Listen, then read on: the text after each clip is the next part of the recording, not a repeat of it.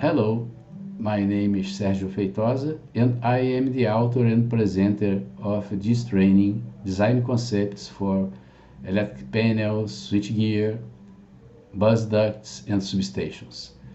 This training was made with a focus in designers of equipment and substation equipment. It is composed of a group of video classes that we hope that cover most of the disciplines which are necessary in the daily life of a designer. We hope that it is useful for you.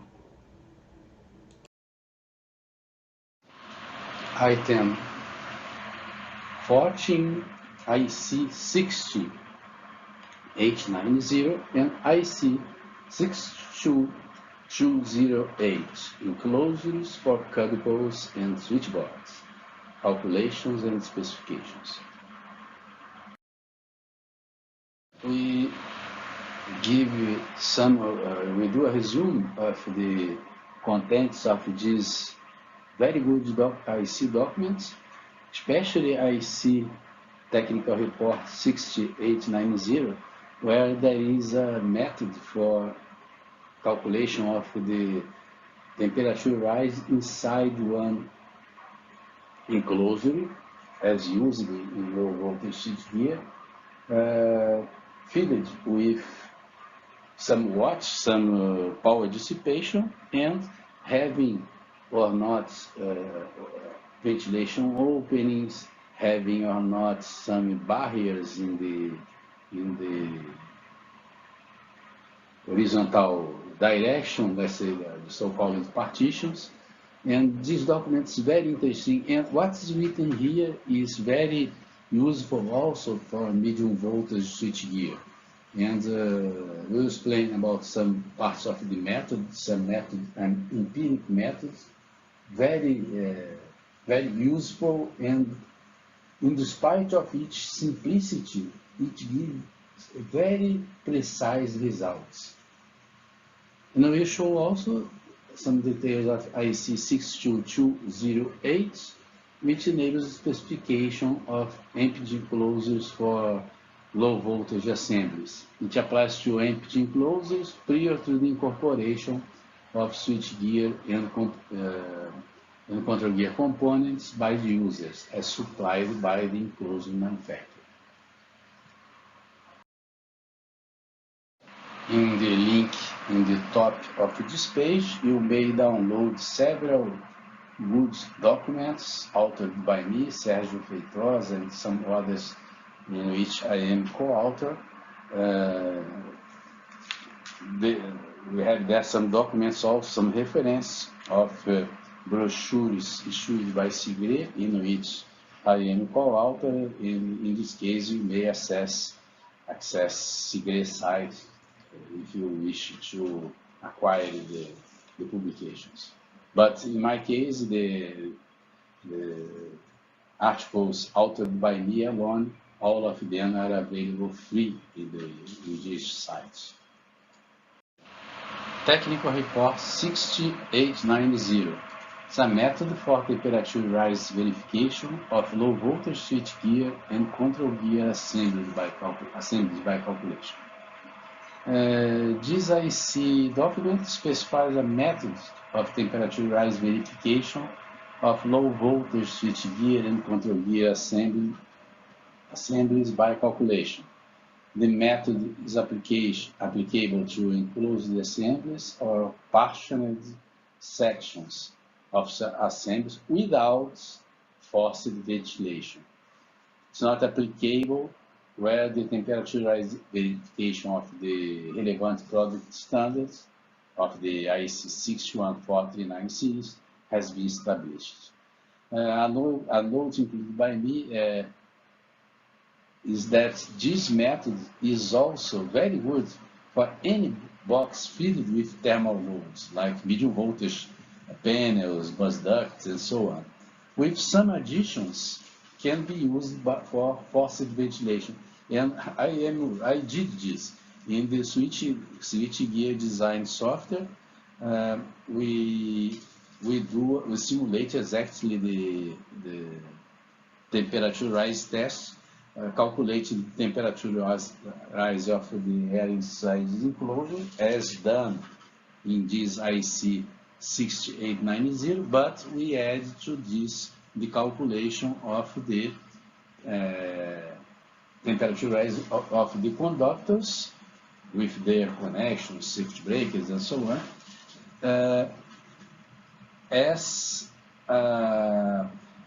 as the sum of these values will be representative of what happens in details in a temperature rise test.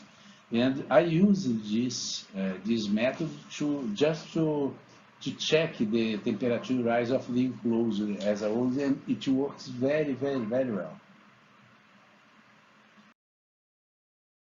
When you are doing a complete temperature rise calculation, let's say you are simulating one test as happens in the laboratory, the equations to prepare a software to simulate this, like is the switchgear design developed by me, include two parts of calculations.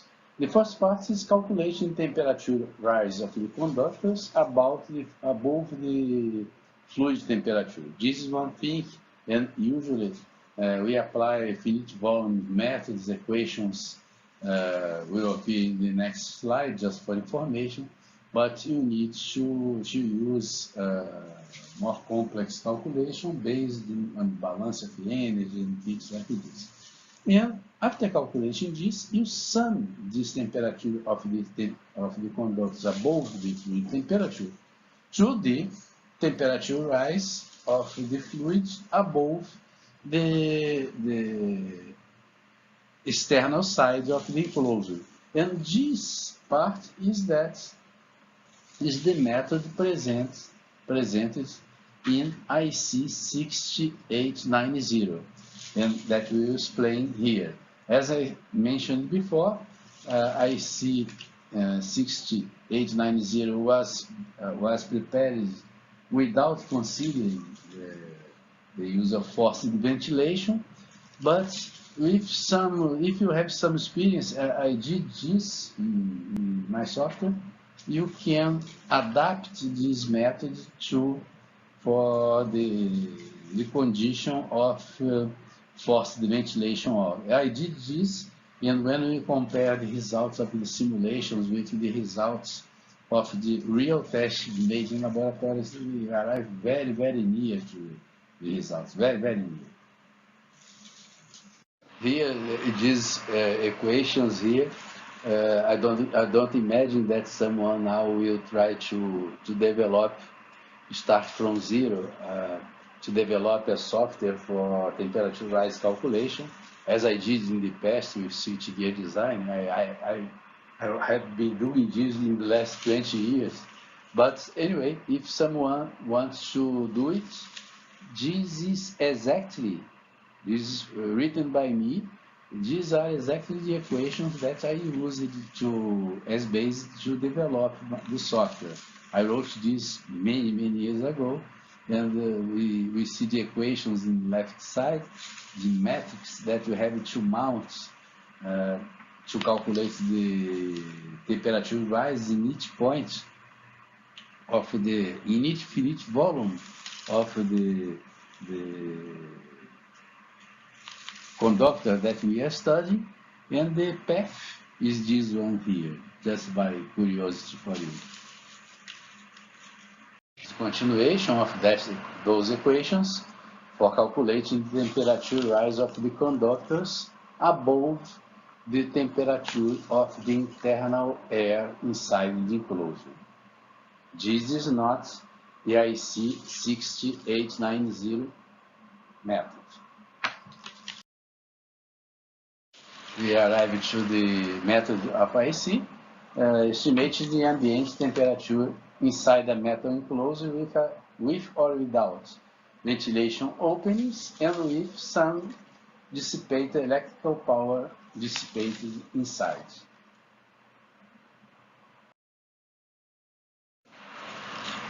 Here you may see the premises written in the IEC 6890 methods.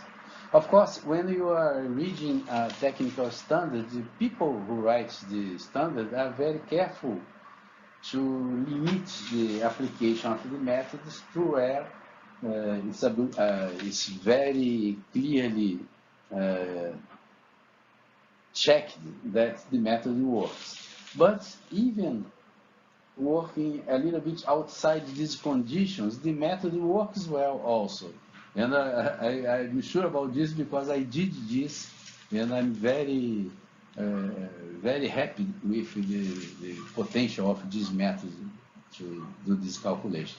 But the premises are that there is no air ventilation. When I say here, it's not forced ventilation. The distribution of the power losses inside the enclosure are, let's say, even distributed, are distributed uniformly. And this is a condition which is written here, but this practically never happens inside one enclosure. Generally, the highest values of power losses are concentrated near the circuit breaker, near the connections, and so on. But if you forget this sentence here, it will work very well in the same way, okay? The air circulation is but little impeded. Yes, what we say with this, if you look in the figure, there are some partitions. What it's wanted to say that the compartments, in this case here we see 1, 2, 3, 3 subcompartments, the air can flow freely between them. You can have some obstructions, but basically the air circulation happens from the bottom to the top. Edge currents are negligible. When you are working with currents, let's say higher than some 3000 amps, edge currents normally are not negligible. But even with this condition that is written here, because the method do not calculate this, edge currents are negligible, and this is a condition that is very common to find for switchgear lower than some 3000, 3200 amps. For enclosure with ventilation openings, the cross section of the air outlet openings is at least 1.1 times the cross section of the inlet opening. This is a very important point, because I saw sometimes in the past manufacturers putting a fan or an exhaustor in the top of the panel, or even putting some openings in the top, but not putting some opening in the bottom. When you, if you do this, or if you do openings in the top, which are not, let's say, bigger, reasonably bigger than the ones that you have in the bottom, the effect of circulation of the air will be very small. In this case, if you are thinking about putting only the top, don't put anything, because the effect of putting only an opening in the top is negligible. It's very small. Another thing, no more than 3 horizontal partitions. Let's say, like we show here in this figure, we are presenting 2 horizontal partitions. You may have, the method, let's say, was tested up to 3 horizontal partitions. The surface of ventilation openings is at least 50% of the horizontal cross-section if there are partitions. This is another important point within the premises of the method, but be sure about this. Even if you are not following exactly these conditions, except the one about the 1.1 times the cross section of the inlet air openings, you may use the method and you will get very good results. Here you may see the basic calculation of the method. It's a very simple one, not simple to arrive to this kind of calculation because there is a lot of work done by the IC people, the participants of the working group, to prepare the curves that you see in the next slides. But after having the curves in hand, as we have now, it's very easy to apply the method. And the temperature rise at 50% of the height of the compartment and at 100% is calculated using these equations that you see in the columns 2 and 3. The basic thing, the basic values to use are that the temperature rise is the multiplication of the factor K by the factor G multiplied by the power dissipated inside elevated to an exponent x. To calculate these values of K, G, and X, you need at first to calculate the sum of the areas which are exposed to the air outside. It's very easy to calculate, of course. And for calculating each one of these parameters, B, K, G, C, X, you follow the rules shown in these figures, which are presented in the columns in the right side of this table. Figure 3, 4, 5, 6, 7, 8. Using these figures and the tables 4 and 5, you can define very easily as a function of the cooling surface outside, which is presented in column 4. Cooling surface outside is the sum of the areas exposed to the air. And using these figures in the table, you can find each one of these parameters and just multiplying them, you will estimate the temperature rise inside the enclosure. We will see some examples in the end of this presentation. The calculation of the temperature rise at 50 and 100% of the height. This blue box in the left side is a part of the switchgear design software, but here it is easy for you to verify the variables, the input and output variables. The inputs are the dimensions of the box, which you see in the top of the figure. The type of installation, which will determine the factor C of that equation,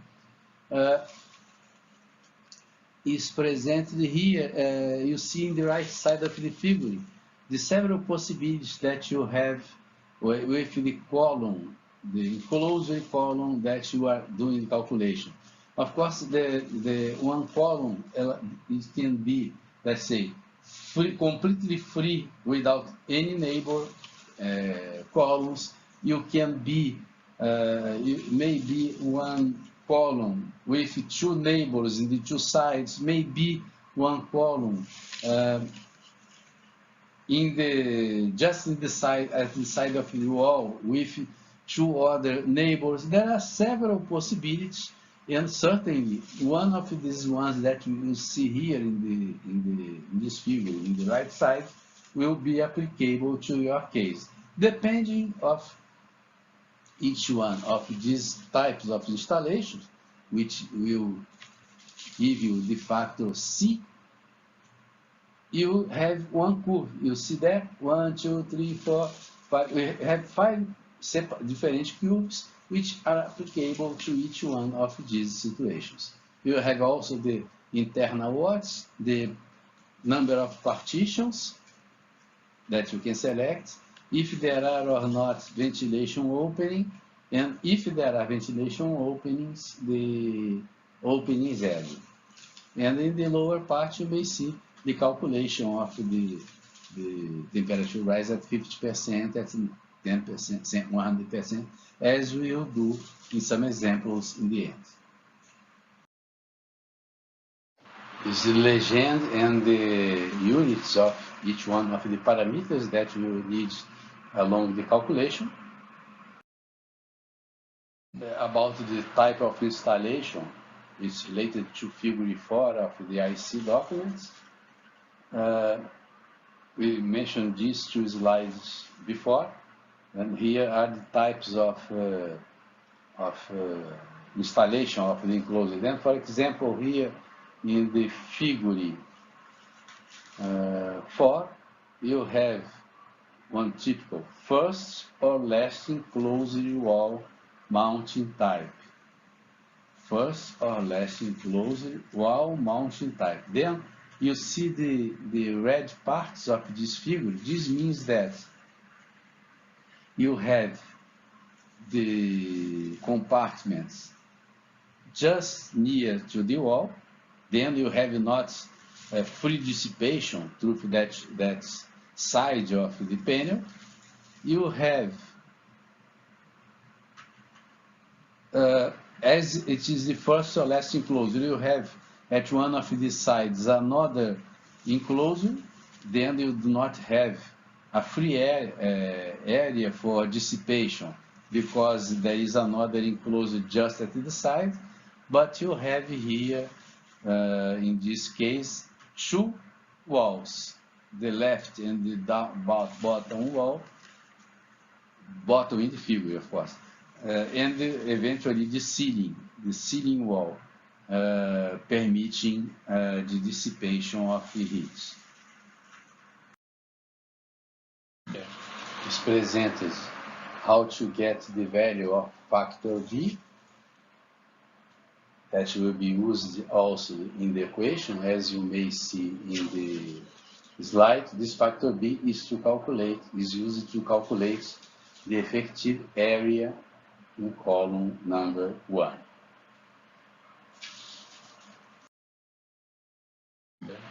You have the way to calculate the factor G, which is different if depending on the number of partitions and if we have or not ventilation openings.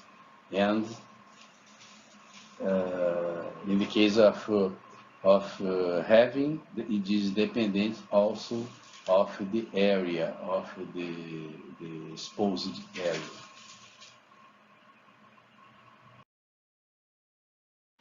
Here you see the curves that will enable you to calculate the several factors used in that equation. For example, here is the factor K, and in this case you see I included here if someone wants to develop a method again, I wrote here the equations I used inside switchgear design. This is not written in the IC 6890, but here are the equations related to these curves.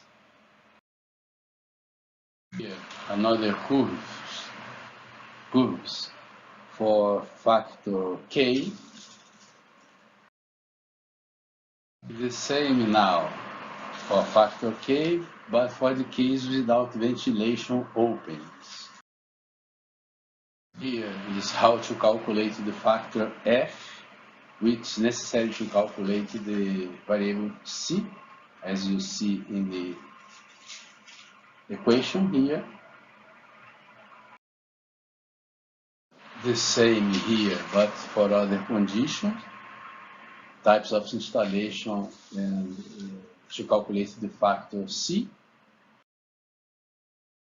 Still, we have some curves for factor C in figure 6.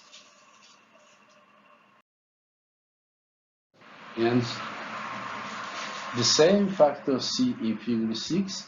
And if you go figure by figure, equation by equation, as in the example that we will see in few slides, you see that it's very easy to get to get the values of the temperature rise calculated by this equation. The very difficult thing, of course, was to arrive to these curves. Many people, many people did many experience to arrive to these curves here.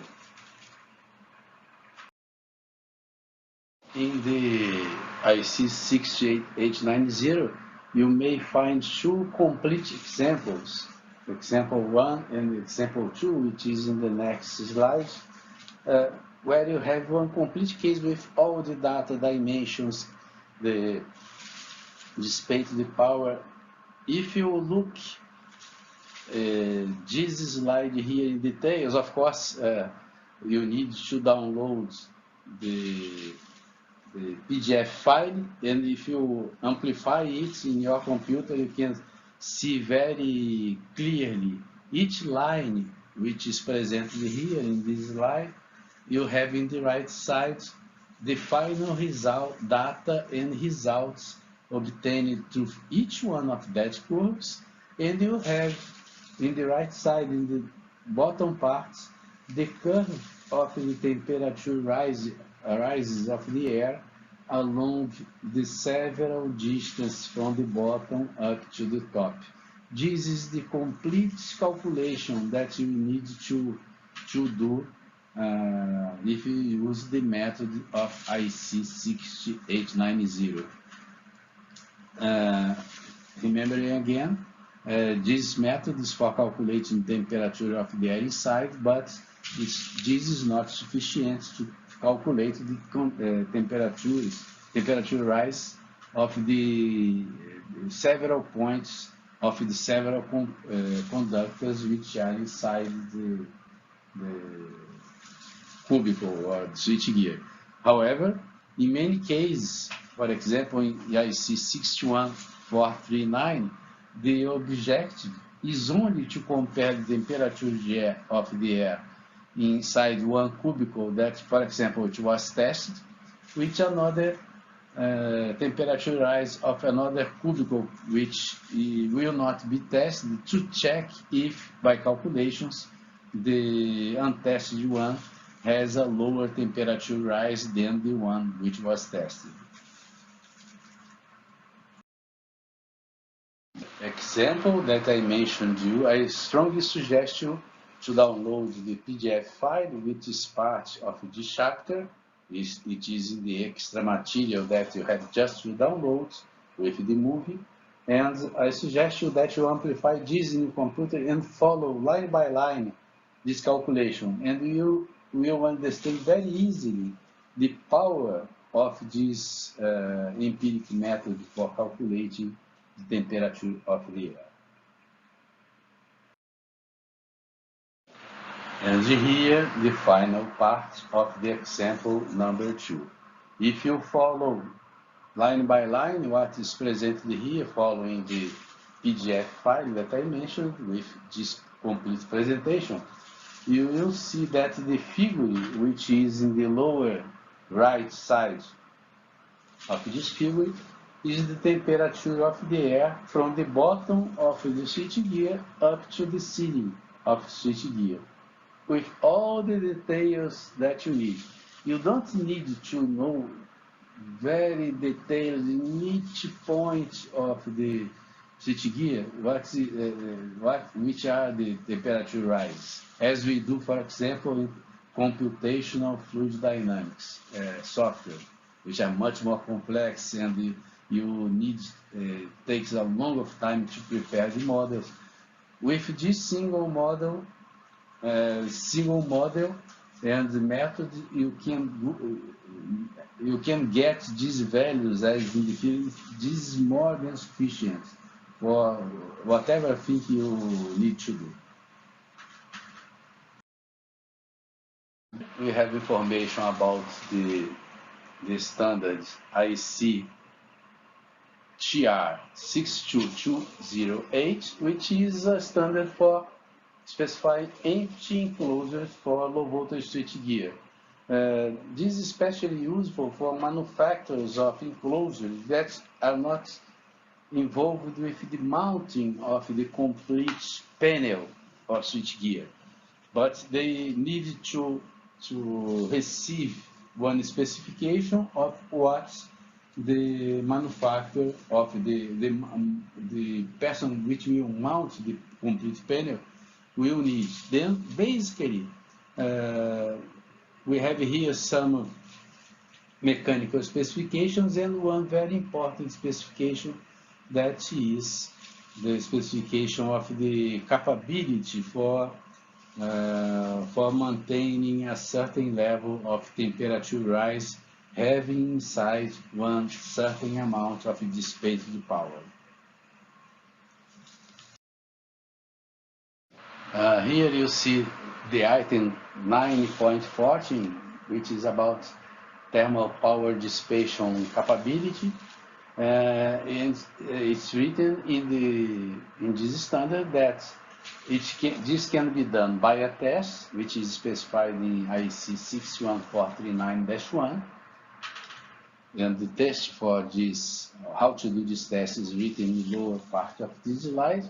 But you see, it's written that can be done by calculation method according to IEC TR 6890. Of course, it's much easier for you to do that single calculation that we showed in the slides before, than to go to a laboratory and to pay for a test that certainly will not be so cheap as doing a fast calculation using a document of few pages. But if you want to do the test by some reason, the way of simulating the loads inside the cubicle, you would have to simulate the loads through installing some resistors inside to give the same power dissipation, and basically you would measuring the temperature in the top or in certain other parts of the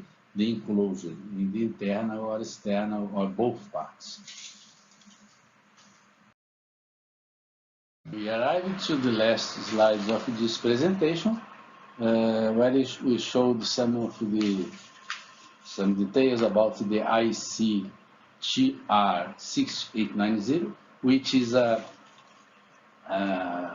it's the base for important utilizations, as in IEC, the recent IEC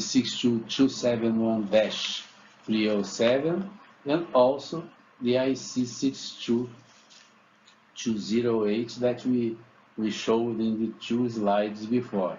The results obtained by this easy method are very good and consistent for the persons that want to work with temperature rise test simulation. And I can say this with very good reasoning, because I use these methods inside my software switchgear design, which is used to do a much more complete thing, that is to simulate a complete temperature rise test. And for IEC 62208, the approach of thermal power dissipation capability is very useful for whom is preparing to design panels, or for someone that will mount a complete panel or will supply the empty enclosure. And then I thank you very much for your attention, and we finish here this chapter, and I hope to see you again in another chapter of this training. Goodbye.